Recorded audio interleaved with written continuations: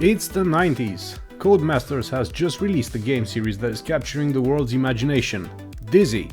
Unlike the frantic shooters of the era, Dizzy offered something comfortable. A slow-paced, clever adventure where you solve puzzles, talk to quirky characters, and unravel the wonderfully laid-out story. Dizzy was a titan. It conquered the ZX Spectrum, Amiga, Atari, and Commodore. But in the shadow of that famous egg, a new character was born with a nearly identical heart, but a very different soul. And that was Seymour. While Dizzy lived in a land of wizards and high fantasy, Seymour's world felt grounded. His dream wasn't to save a kingdom, it was to become a movie star. Aside from the occasional walk on the clouds, Seymour's world was more credible, more realistic, but by no means boring. In fact, irony had it that I played Seymour at the movies on my ZX Spectrum Plus 3 long before I even heard of Dizzy. It was unlike anything I'd played. At first it was frustrating. There were no hints, no blinking arrows telling me to hop in the car and grab the sunglasses so the security guard would let me pass. But it grew on me. The graphics were some of the smoothest I'd ever seen, and the rewards for solving a puzzle felt really earned. When I finally discovered Dizzy, I realized just how unfairly underrated Seymour was. There were only a few adventure games featuring him, and they seemed to slip through the cracks of gaming history. Even years later, when the legendary Dizzy Age editor was released in 2008, allowing fans to finally build their own adventures without heavy coding, Seymour was still not there. I always felt like something was missing from the retro revival, and that something was Seymour. Some of you know my work on Continuum 93, my retro computer emulator. Initially, I wanted to build this remake there. But the more I worked, the more I realized Seymour deserved his own stage. So I decided to create a standalone engine and editor built specifically for this style of adventure. And here we are, the first alpha version. It has almost everything needed to bring these stories back to life.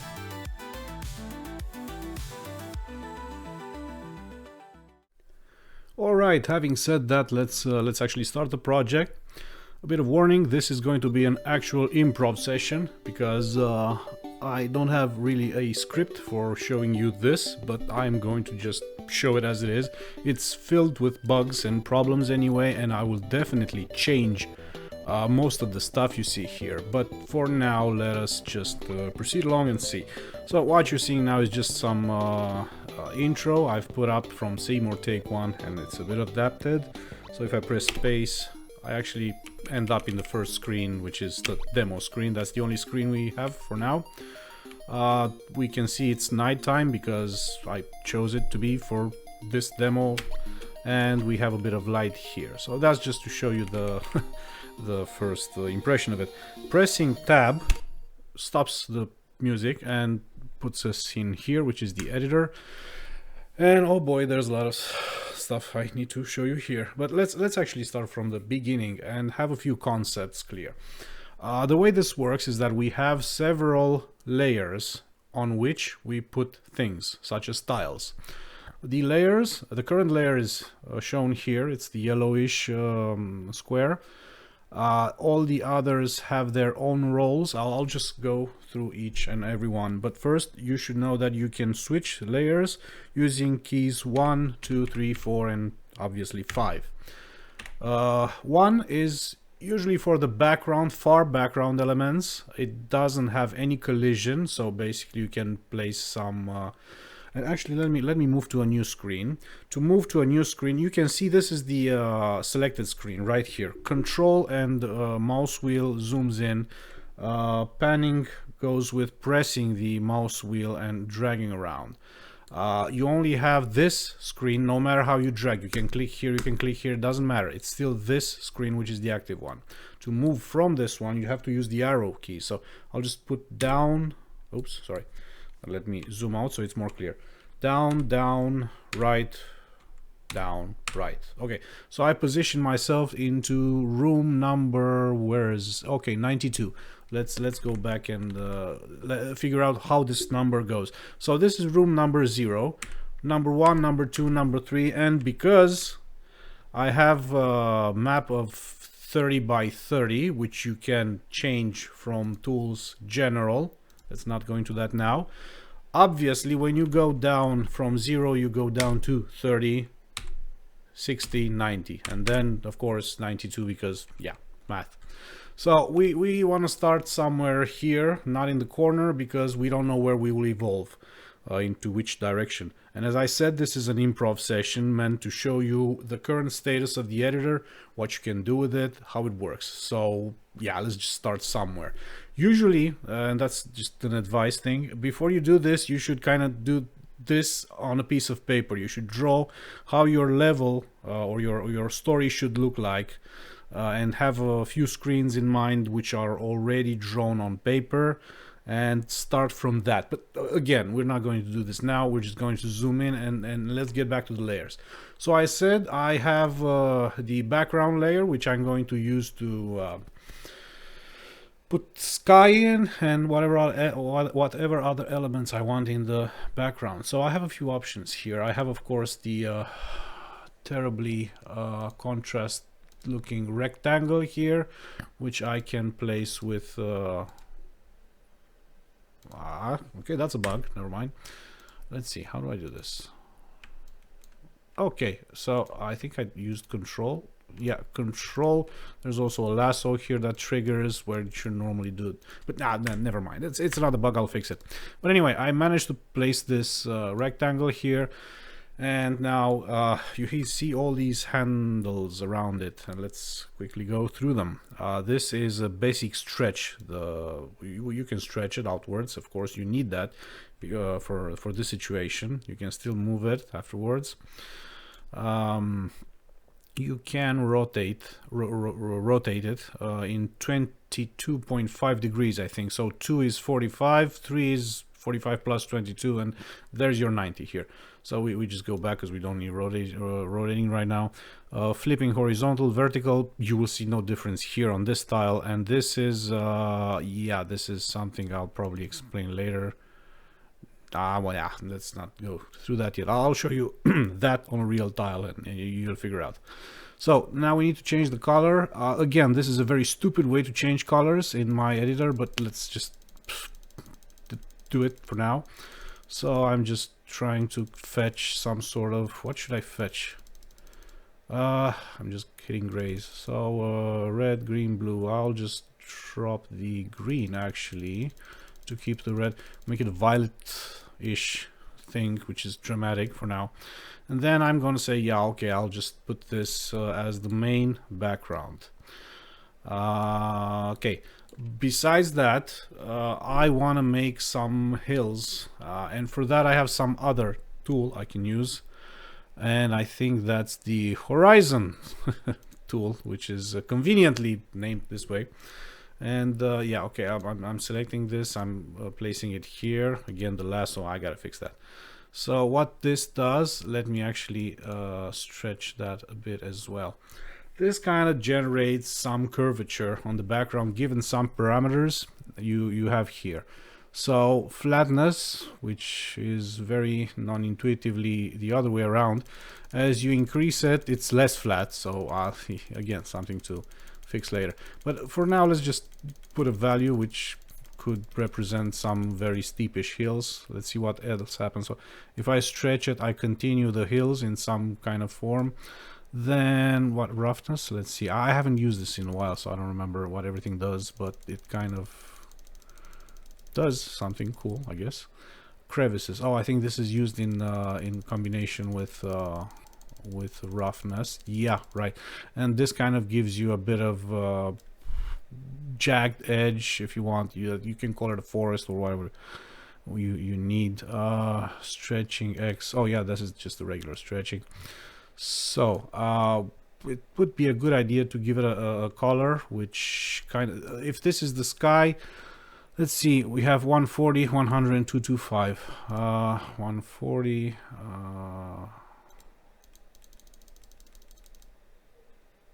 100, and 225. That's the other way. All right, 225. Okay, so this is the exact color, although it doesn't look like it, which is weird. Let's see if I do this. Okay, let's see. So 140, 100, 225, 141. Okay, maybe this is another bug. I don't care. For now, I'll just go along with it. So what I want is to have it actually in a darker color than the sky, because the sky should be more light. So I'll just increase these, no, decrease these values. This, and probably this a little more, which kind of should create a sort of difference. Hold on just a second so I can. Alright, and I'm satisfied with this for now. So this is very, very discreet. It doesn't have to be very complicated. Now let me just cover the whole scenario scene here, and let's just pick it up a bit. Now, what I want to do is actually travel to this room. But if I do it right now, if I press tab, I'll just fall. So what I need to do is just put some solid tiles. So fast forwarding just a bit, layer number 2, which I'm going to activate right now, is the collision layer. Whatever you put in here will be collidable. So Seymour would be, or whatever character we'll have at some point, will be able to stand on it. So for that, let's just pick some tiles. Yeah, this is the tiles drop down. You have a small preview here, which goes away when you move away, and we need some ground. Okay, let's just go classic ground glass, ground stairs. No, ground. Oh, okay, I'll do this. So I clicked on it, and now it's sort of a palette thing which I can drag around.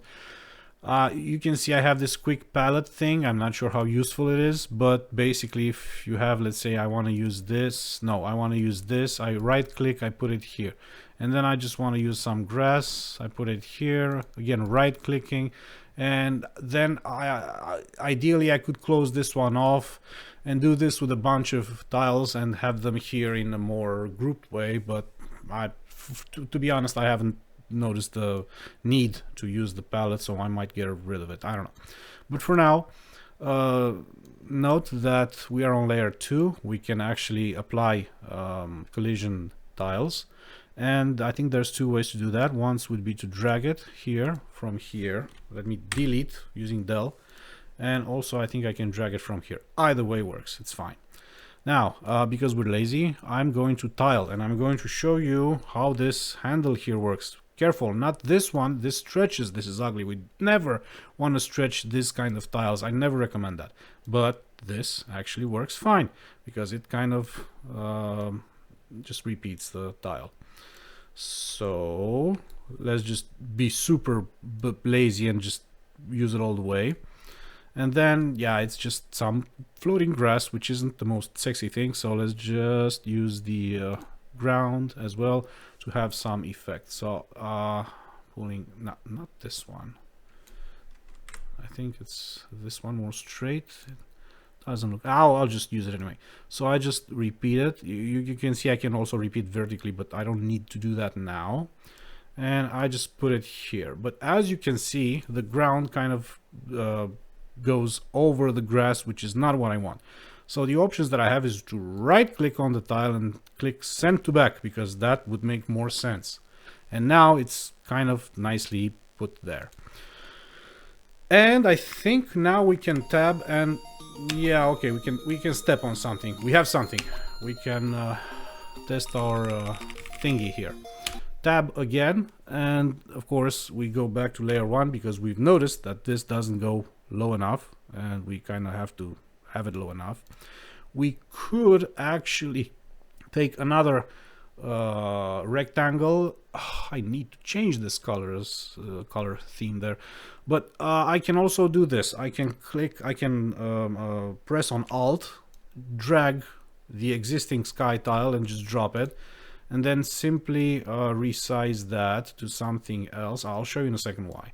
Because I want to put it here and make it black, so it doesn't show underground, it doesn't show weird. So again, I'll just click this stupid color picker. You can see I'm frustrated with my own creation, but that's fine. Okay, so now it's gone blue, and it's going darker and darker until we eventually hit black. So now, yeah, okay, this looks a bit better. However, we have this ocean in between the mountains and us, and we kind of have to fix that one too. And we could actually get another. Let's see if I we could put another rectangle, but I think it would be just wise to do this. Let's see. Remember, this is also about experimenting. And if we put it this way, it's nice, but it's very steep. So now we tinker again with the flatness and all these other settings that we had here. So now we just ease up on that. We just reduce the flatness. Yeah, and we are somewhere. The crevices also, because they're kind of zoomed right now, they need to be like this. So I think we're rather okay-ish for this demo. So what I want to do now is have more tiles to walk on, maybe. I don't know, what do I want to have here? Maybe a house? No house. Let's see what tiles I have. So tiles, I love the way they just hover and show. So we have the ground, we have some elevator. Yeah, most of these tiles are specific, so I will just ignore them. Yeah, we can have a cloud. I like clouds. Let's do this one because I think this one is something I modified. And let's see, hold on. So I'm on layer 1, the first layer. On layer 2, if I put this on layer 2, because I kind of have to remember stuff. Is it collidable? No. Yes. Okay, so a bit of explanation. I just told you that everything I put on layer 2 is collidable. However, this one has a not so collidable nature. It's a cloud and you can go, fall through it. This is because clouds have a special behavior. And you will ask, okay, how do I know? How does the game know that these are clouds? Yeah, okay, we just go to tools. General, I think, and then cloud tile sheet, and then you select from the existing tile sheets that you have here which one should be accounted as clouds. It's probably messy. Oh my god, look at this. Never mind. Okay, I'll just move it back. It's probably messy this way, but it's working and it's fine for now. So okay, we have the cloud. Let's have clouds. Why not? Let's just do some form of weird combination and see if we can jump and do stuff. So now we jump here, and yeah, we can obviously do a lot of stuff, including suiciding, which we... Okay, so what happened is because Seymour now falls, he kind of drags the current room with him. So we just move back. And if we tab, we just fall back here. So that's a bit convenient, I think. Alright, so still keeping on layer 1, we kind of got the idea. Layer 1 is for background elements. They always show behind Seymour, behind the character. Layer 2 is for solids. We just walk on them. Of course, on layer 1 you would put something like maybe a tree that you want in the background. I'm not sure if I have trees here. I will search. So trees, grass, nature. That's a bit of nature. That's open ground stuff.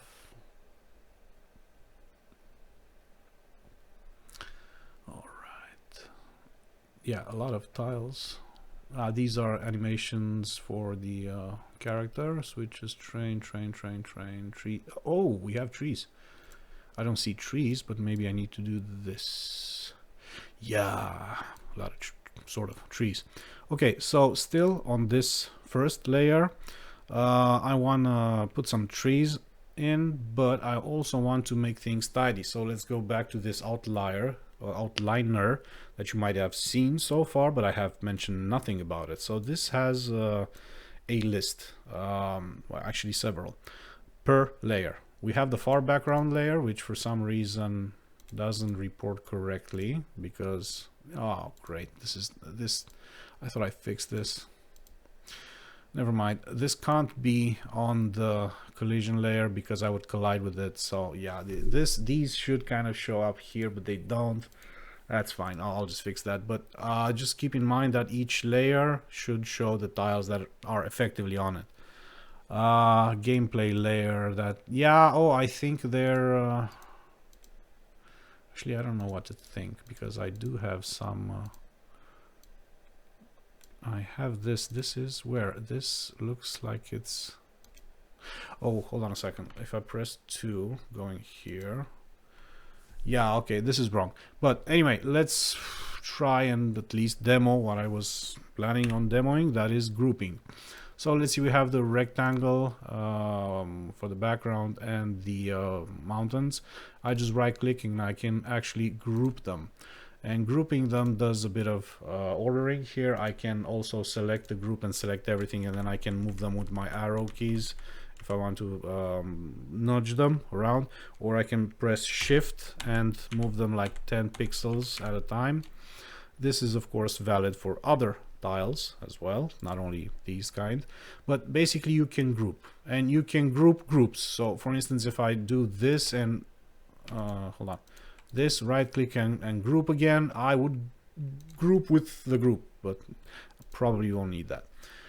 Alright, groups are shown of course in this purple tiles like this, and clouds with white, because why not? So going back to layer 1, we are on layer 1. Let's just actually put a tree in here and see what happens. Boom, we have a tree.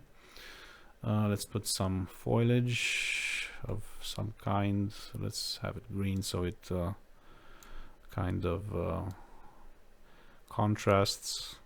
Alright, so maybe now this is the time to actually show you the flip point, and now it kind of gives us a variation, a nice one. We can actually use yet another one, and actually let me try and rotate it, so I'm not sure about the result. Now one deceitful thing is that you kind of see the pixels rotated here in a very clear way. This actually won't happen in the game, because if we tab, you see the pixels are actually aligning correctly.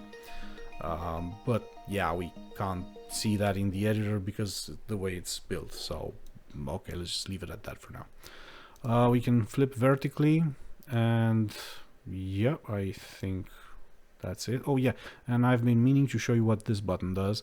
Let's see, let's pick up another one, and let's probably this isn't the best example, but okay, I'll just try with it.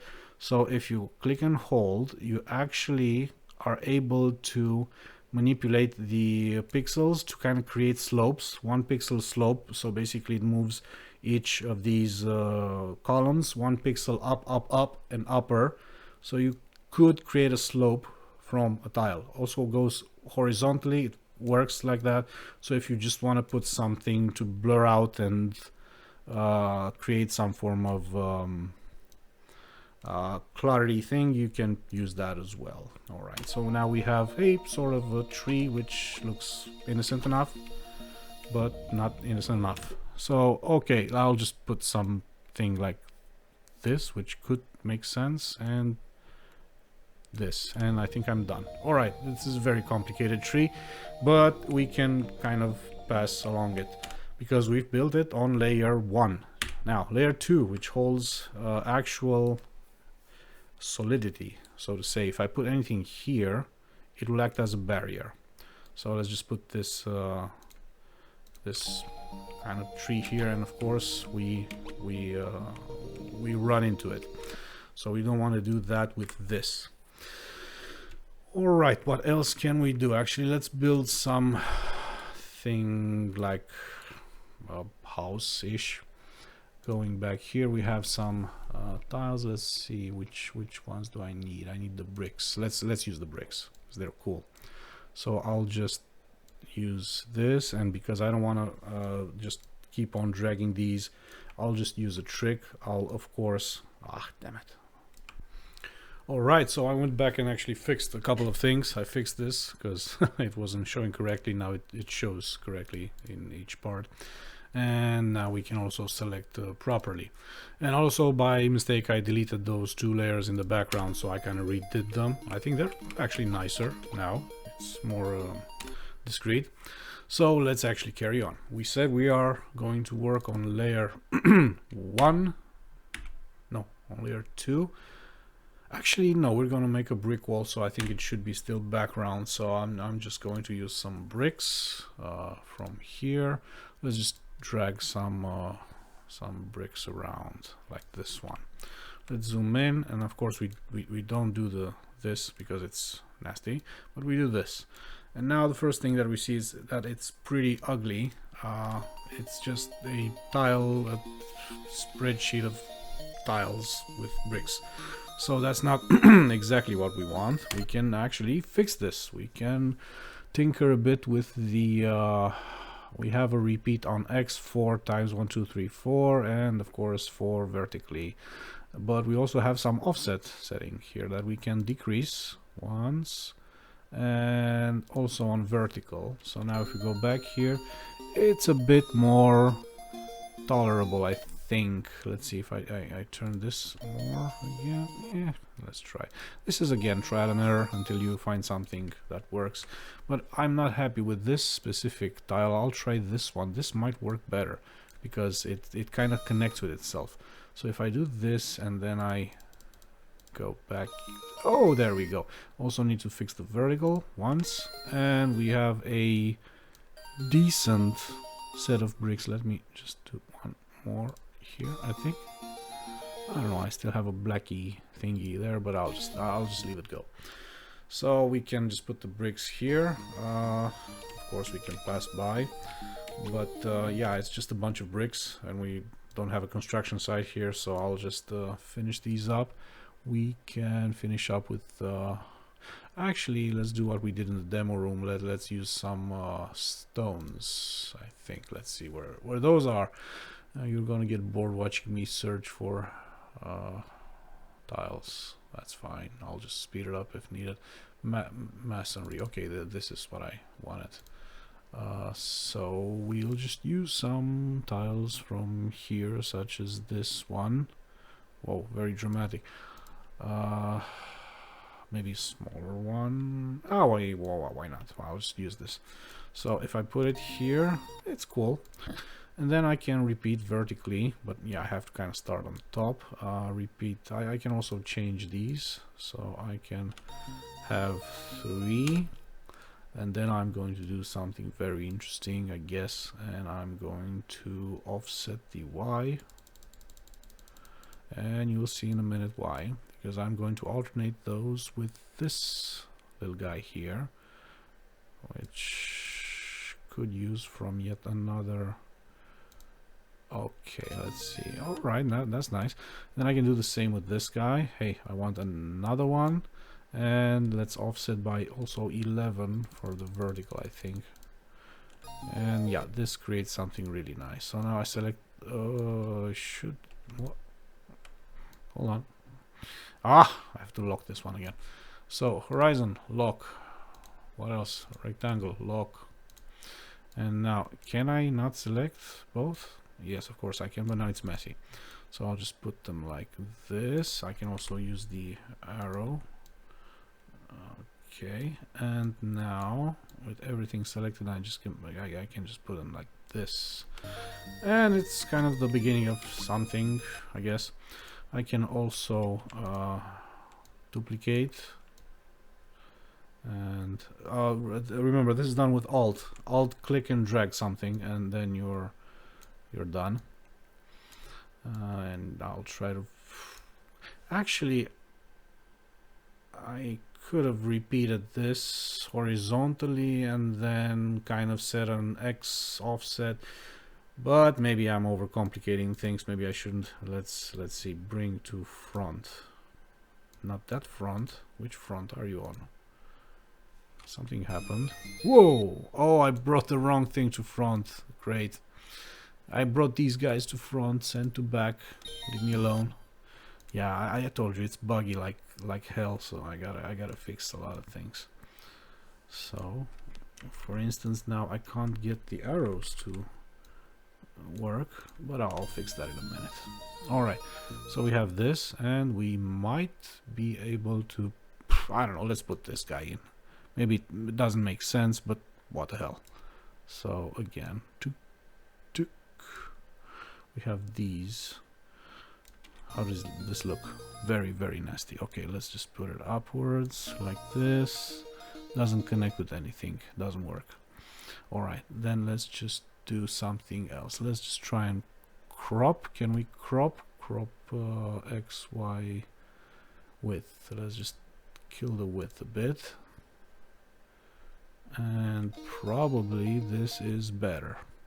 I'll show you in a minute what crop does in a more in a better way. Bring to front. Oh, great! I still brought these guys. I don't know what's going on with you. Send to back. And I meant this guy. Ah, whenever I select this, I also select the guys in the back, and I don't want to do that. Yet another bug. So I'll just do this. Send. No, this guy here. Let's see if I also selected those two. No. Bring to front, and this guy here. Bring to front, and that kind of should mask stuff up. Yeah, okay, I'm not very happy with this idea of mine of doing this. Okay. And if I do this, no, okay, I'll just use something else. I just wasted a lot of time. So let's use this.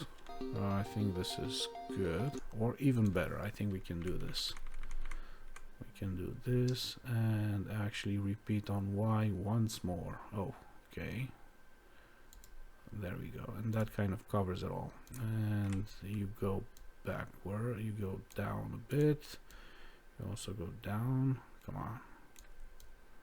All right, and we can close off with this guy. Let's see what we can do with it. We can do this 3 times, and then the offset on the X should be killed off, and let's see what that led to.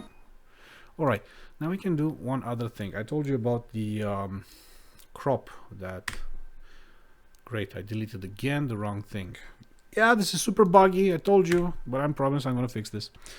All right, so I told you about the cropping. That let's see how it works. So we have this thing here, and we can crop. We can say, yeah, okay, let's crop. Let's move the virtual cropping rectangle like to the right and downwards, and we can crop from that part, and of course we can control the width and height of it. So we if we reduce it and do this, we can always use only this part, for instance. It's so black and ugly now, but that's fine. So how can we use this for what I showed here? Well, it's rather easy. We can crop the margins, so I'll just use this and this. So now it looks like a continuation element, and I can duplicate it, and I have the original one. I can actually of course repeat it horizontally like this, and offset it to kind of cover the whole thing. Okay, like so. And then of course I just pick up this piece here, I just bring it to front, and then I just cover it like this. And when I see it, it's kind of a long plaque of masonry, or whatever that's called. So yeah, that's something that works. All right, what else? Rotation. Let's see how rotation works and why. Let's stretch. This is allowed to stretch because it's continuous on the x-axis. And now we can rotate it. And I said why rotate, because I have some limits there. I have the 22.5 degrees, which is half of 45 degrees, of course. And in pixel art, I think this is the kind of best rotation fragmentation that you can have. If you go lower than that, things will start looking weird. So let's try with this first rotation, which goes, oh, okay, like this. So what happens is, and actually I'll try and put this on the other layer. Let's see how I can select all these. I think I can copy, and now if I delete them and move to the other layer, I can paste, or I should have been able to paste, but for some reason it doesn't work. Again, fine. So I'll just create a very simple platform right here, which is collidable, and we can't reach it, but trust me, it's collidable. So now we make a copy of it, and we also rotate it for those 20 something degrees, and you can see now it's looking properly. The pixels, I don't have a mouse to point exactly at it, but the pixels are as they should be, 2 by 2 or something like that. If I rotate further, the 45 degrees also look okay, and of course the 60 something degrees, well, they look decent as well. So I think that's the limit of how I would rotate this, and no further. Of course, we can also increase this if we want a larger platform. And okay, the arrows work here, fine. And then we have this, but then it stops in the grass there, and we want to pull out the grass, bring to front, and yeah, we have this weird platform, which is again weird, but we have it. So let's see, what else can I show you right now? Let's see, on a tile I've shown you this, I've shown you this, I've shown you this. I'll show it again because this could be more clear here. So you can kind of do things like this for some reason, which you might know which, just to scramble things around. Okay, flipping, and yeah, the other axis flipping. And all right, let's see, let's put something moving around here. So we have something which is called animated entity editor, which is sort of a complicated thing, still under work, but yeah, okay, let's just show it a bit. So this kind of holds up entities which can be animated or not, which can hurt the player or not, which can move or not. The animation is kind of built in frame by frame. You are able to create a new animated entity. I think you just click this, and then you have this template here, and then you can either access some tiles which have their own animation defined somewhere. Actually, let me just take Seymour, idle face, no, jump, ladder. Okay, let's just take this climbing thing and let's try and animate this. So if I remember correctly, I just click this, and then I have another frame that I need to add, and then I have to stop it. So frame 2 is this, and then I add yet another one, frame 3 is this, and then frame 4 is this, and then it kind of goes on from there. So if I play right now, you can see it animate, and then you can basically drag this and put it on your scene there, and it's an animation. It doesn't really do much. Probably if I go back in the game, it'll just be like a very weird situation here. Let's just go through it, but let's actually delete this and put something more with more sense in it, which could be let's say this guy here, which is actually something that works nice. So that's, yeah, that's a fan with a bug in the frame. Let's see what the bug is. So frame 1, 2, 3, 4, 5. Oh, 5 is mirrored for some reason. Okay, let's go back. Let's see. Actually, I think I have a working version because I fixed this previously. Let's see. This is a tri-blade fan. Yeah, I will just use this one. It's nice. I made this one myself from the 2-blade fan. This is, yeah, of course, 3 blades, and it needs a support. I think it kind of had it on the metal tile sheet, and I'm getting overwhelmed by Windows, and I think, yeah, this is it here. So let's actually close off part of these windows which won't be useful anymore for now. Okay, it doesn't make sense to have a fan like this, so I'll just put it here. But actually, this isn't collidable. Let me delete it from here, and I'll just put it in Oh, there we go. I've broken this because I clicked that while the animated editor, while the other animation was in edit mode, because I can edit the selection. So I'm going back here because it's reset. I can delete this and I can place it again. And now I'm closing this from here, so it doesn't interfere anymore. So moving back to layer 1, let's just put this here. Let's just also drag this. Oh, again? Really? Oh man.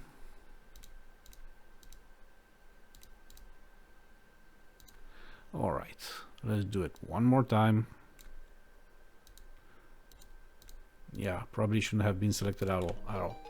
Okay, so now we have this as well. We can't get there because we have a weird platform, which we'll get rid of. Now we can get there. And you would probably expect that Seymour would start losing energy. He doesn't, because, well, we didn't tell this animated entity to do that. We can actually do it now. If we go here, we just put a large amount of hurt, like 100 or so, maybe 135, whatever, and that should do it. Let's see what goes on now. Okay, so now it kind of takes energy, so that's good. And if we continue, I think Seymour will eventually die. Not the perfect way to die, but anyway. So I lost a life, and yeah, the energy is there. So yeah, that's that. What else? Yeah, we have something new that I would like to show you. Let me move Seymour out of the way a bit, and let's make a sort of a pool. For that we need a bit of water that we can place some. Oh, sorry, not you. Water. I think it can stay on this. So is this water? Yes, water. All right. So let's see first that it works. What happens when we jump into water? Yeah, we swim. So we can also jump out of the water. We can go left, right, and of course we can. I forgot what the key is. Oh, it's Alt. Yeah, okay, so I can also go down with Alt, and then I can exit the water like a door, because that's a very weird map decision.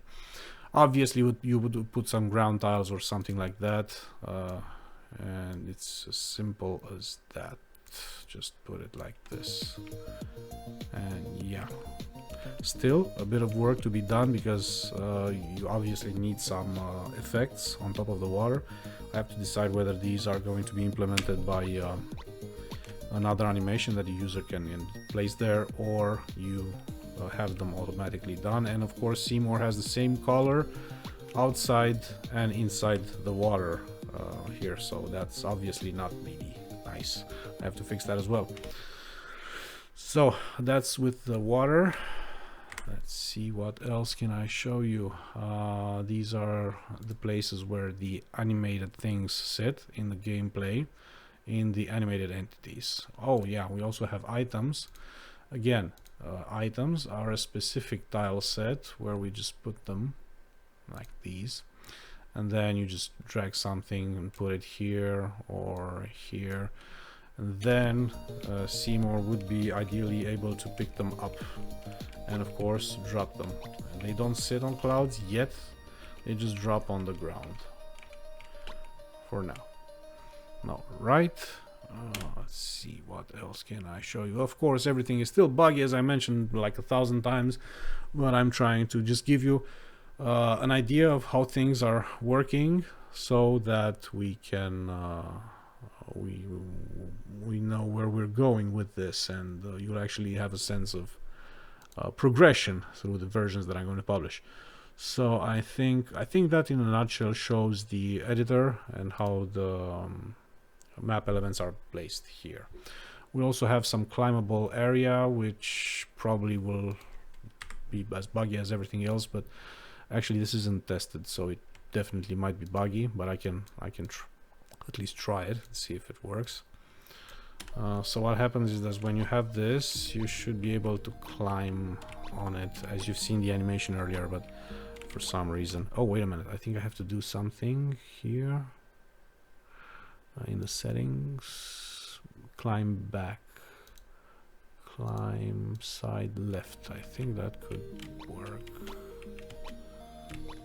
Yeah, alright. So I need to fix this as well. It's not something I was planning on demoing anyway. So that's one thing. Horizon I discussed. Oh, the Bezier. Yeah, okay. This is a very, very fancy thing, which could be useful if you want to take full control of how you define your background. And basically what you have is oh, and I'm still on climbable. I don't want that. It's Bezier. So what you have is this here that you can change the size of course, but you can also kind of manipulate if it's not broken already. Let me just do it like this. Yeah, so of course you have some Bezier curves which more or less work. I have to fix the gripping thing, and you can use these to kind of shape and model the background in any way you see fit. And after a while, after you get these handles in a row, you will be able to actually work a bit better with them. Obviously, I'm not going to do that now because it takes a bit of time. But yeah, you can play around with this. Could be a bit annoying, but eventually you get there. And then you change the colors, and then you have this kind of weird background, which probably needs to be resized so that it kind of get rid of the unwanted lines. I couldn't yet find another way how to get rid of those. Probably there's a way, but I couldn't find it yet. So, okay, maybe like this. Don't remember why this problem is here. To be honest, there is some issue. Alright, I'm not going to deal with this. This is going to be fixed eventually, so yeah. Alright, so I've covered these. Of course, you can edit the room title and call it this room. And when you go back, you see it there in the room title, right up there, here, this room. And of course, now we have all these tools here, which again, they're pretty buggy in themselves. We have the triggers, which for one thing, they control how the intro sequence is stopped and what happens there. So basically we say intro is active, we play the music, we wait for 800 milliseconds. I don't know why I placed that in. We start the loop because we kind of go in a loop. And then now we roll the film strip, presentation, which those things are defined later on. We start the demo for 35 seconds. Okay, mode draw, intro, medium, whatever I try to rename here, and then we loop back and all that stuff. So that's what's happening on the start of the game. And the presentations that I mentioned are actually here defined. Let's see if I can hide this. So we have some text, which takes some attributes for colors and all that stuff, and this is basically what you see on the first screen. Codemasters presents, and then we have the second one, which is a big red software film preview, and then you have the logo, which is actually a tile here, and you can also place the logos and it will be centered and all that stuff. You have padding, speed, and all that stuff. Right, so that's that. Dialogues, of course, can be defined here. That's again, that's connected with the triggers, which have quite a few issues. Everything here has quite a few issues, so I kind of need to file everything up. But hopefully they're small, and yeah, as you build things, you always kind of get that effect of fixing one thing in one place and breaking it in another place. So yeah, this is a good example of that. We also have the character, which, yeah, you can change the color of the gloves and the boots, the highlight and the low light. We have some idle animations. I'm not sure, we kind of have to sit for a while and see him animate, but at some point he will kind of make a face. Let's see, come on, do it. You have 5 seconds, 4 seconds, 3 seconds, 2 seconds, 1 second, go. Yay, almost nailed it. So yeah, he did something there, and that's something you can configure here. You can add further animations, which are the idle animations. Right now I think we have 2, this smiley thing and this owing thing here. All right, this is the sad animation. That okay, I can actually show that as well, because that's interesting. We have something called weather. So the weather works like this. We just turn on some rain, and eventually this will be done automatically through the triggers. Let's see if I just go through the test. And if Seymour is rained on for a few seconds, I don't know how many, he kind of gets sad, just in the way that, maybe I should move him here. There we go. So now he's sad because he's sitting in the rain and nobody just pulls him off. But if I put him here under a collision thing, he will be happy again because no rain gets to him. So come on, smile. There we go. So yeah, we have some basic weather system, which I like it. It's configurable. You can have it. I think I can configure it with the intensity 12. Let's see what this does. This builds up, and then eventually it'll just be pouring rain, stuff like that, which is nice. So that's one other thing. We can actually stop it, so Seymour will be happy again. And that covered the weather. I was on the character. I wanted to show you something else, but I forgot. Okay, this is how the life looks like, the max lives, max energy, a few bunch of settings here. You can ignore them for now. So that's all right. So now going back to the layers, let's see, let's put it this way. All right, we had layer 1 background, layer 2 with the collisions. Layer 3 is actually where Seymour is, and actually where the items also should be. Yeah, they're placed automatically here. Layer 4, layer 4 means something which is not collidable. It's very similar to the background layer with the layer 1, but this layer places things in front of the character. So when you pick something like I don't know, some flowers, let's say, just pick this thing, you just, no, I don't like this one, let's put this one, this, maybe some grass here, just a slight detail, and then you go back here. Now you can see that these appear in front of Seymour, and that's nice. I like that. As well as if you want to make some tweaks, for instance, you see Seymour just kind of stepping on the grass there, on the tip of the grass, and it's not super realistic, so you might want to do something like I don't know, let's just do this, just put this here and then repeat it, and now you have the collision, which is on in the back there, and now hopefully you can see that Seymour is a bit behind the grass. You can actually pull this swap one pixel, and it's a bit more interesting and nice, because it kind of gives the impression of thick grass that's there. As I said, the elements that I placed on layer 4 are in front of Seymour, so that's nice. And we have layer 5, which is something else. Layer 5 is designed for lighting, and how you use it, you just draw a rectangle on it, control click to put the rectangle in, and what this does is kind of, it mixes its color with the scene itself. So right now you can't see anything because it's white, it's perfectly white. But if you kind of reduce the tint, let's say we just reduce this, and we, no, actually I'll leave the blue up because it's more darkish. The blue, I'll reduce the green, And actually I'll leave it like this for a second so you can see. You can't see the difference. Oh, of course you can't see the difference because I omitted one very important step. You need to right click on it and choose to set it as darken or lighten. The first thing that we do, we set to darken because we kind of need to darken the whole scene before we do anything else.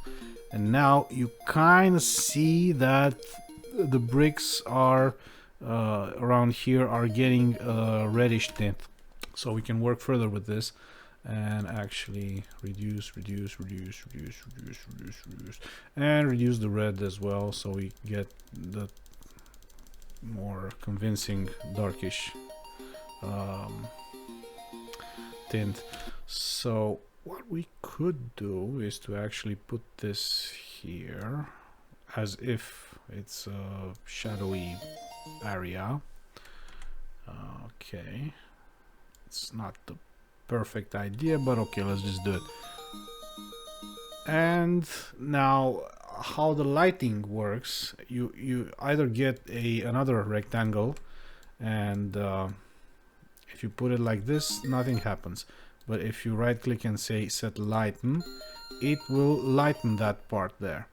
And that's important. How you can basically cover the whole screen, or let's say you have a room or a cave or something, you cover that area with the darken, which also chooses the color of the tint, and then you can lighten specifically wherever you want your light to be. Of course, rectangles aren't the perfect way to lighten things up. You could do something like this probably, and let's see what this does to kind of simulate. Hey, okay, that didn't work for some reason, I don't know why. I have to investigate this. But anyway, let's actually do something else to see that it works. I created this tile, and I think this is the way that it's best to use the lighting. You kind of define your own cones of light. Of course, this is a circus thing. I just placed many colors just to demonstrate and check out how it works. So right click, set lighten, and of course all these colors get mixed, and when you pass through, it's of course it's making a disco out of Seymour. But this is just to show you the mechanics that are possible with the lighting system, which is, as I mentioned on a forum, I think it's a very important part of how you would set up the mood for a game such as Seymour. So yeah, okay, we can put it here. You can create all these kinds of effects which kind of matter when you set up the right scene. You can see the light doesn't affect here because there's no dark area to